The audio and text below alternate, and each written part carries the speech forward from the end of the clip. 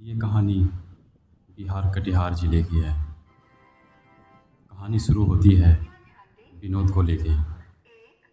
कहते हैं, मैं बहुत गरीब हूँ, इसीलिए मुझे कमाने के लिए बाहर जाना पड़ता है। एक दिन मैं मुंबई जाने के लिए कटिहार रेलवे स्टेशन पहुँचा।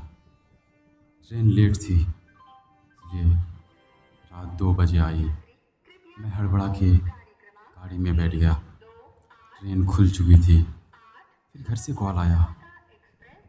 मैंने देखा तो पापा का फ़ोन है। पापा बोले, बेटा अच्छे से तो बैठ गए हो ना ट्रेन में? मैंने बोला, हाँ पापा, मैं अच्छे से बैठ गया हूँ।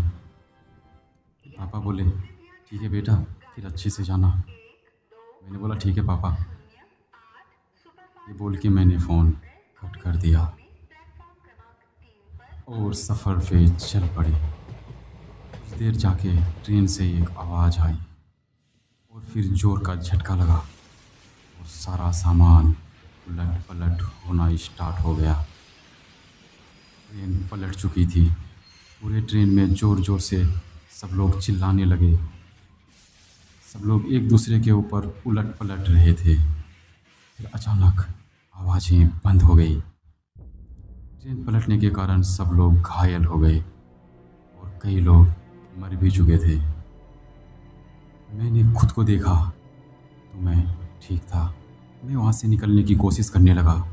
बहुत कोशिश करने के बाद मैं उस ट्रेन से बाहर आ पाया। बाहर देखा तो अंधेरा ही अंधेरा था। मेरा दिल बहुत ज़ोर ज़ोर से घबरा रहा था। सांसें ज़ोर ज़ोर से फूल रही थी, लेकिन मैं जाता तो जाता कहाँ।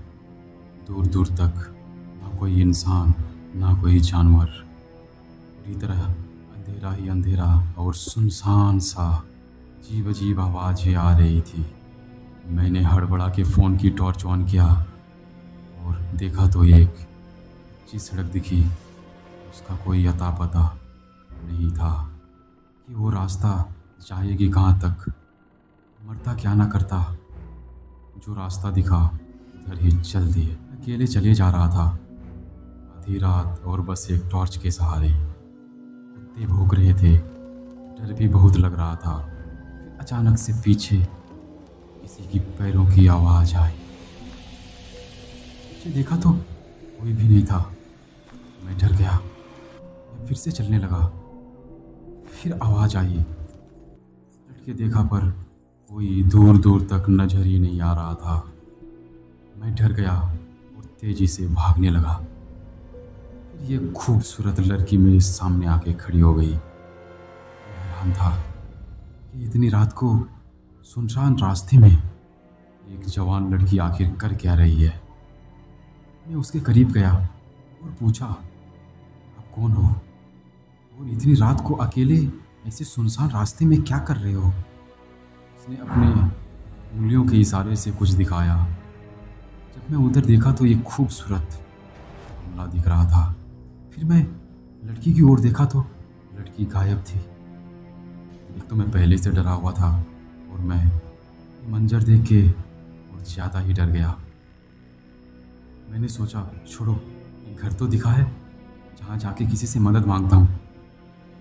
जैसे उस बंगले के अंदर गया तो वहाँ चारों तरफ लाइट ही लाइट लगी थी, जैसे कोई पार्टी या शादी हो रहा हो। और वहाँ पे कोई इंसान नहीं नजर आ रहा था। पूरा बंगला खाली था। चारों तरफ अच्छे अच्छे खाने रखे हुए थे। मुझे भूख भी लगा था।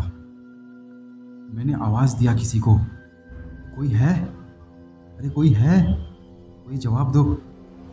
किसी की कोई आवाज़ नहीं आई। मैं वहाँ पे रखा हुआ खाना खाने लगा क्योंकि मुझे भूख बहुत ज़ोर से लगा था।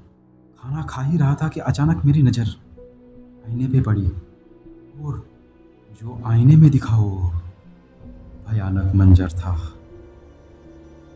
क्योंकि मैं जो खाना खा रहा था वो आईने में एक सड़ा हुआ खाना और कीड़े नज़र आ रहे थे। ये सब देख के मैं दंग रह गया।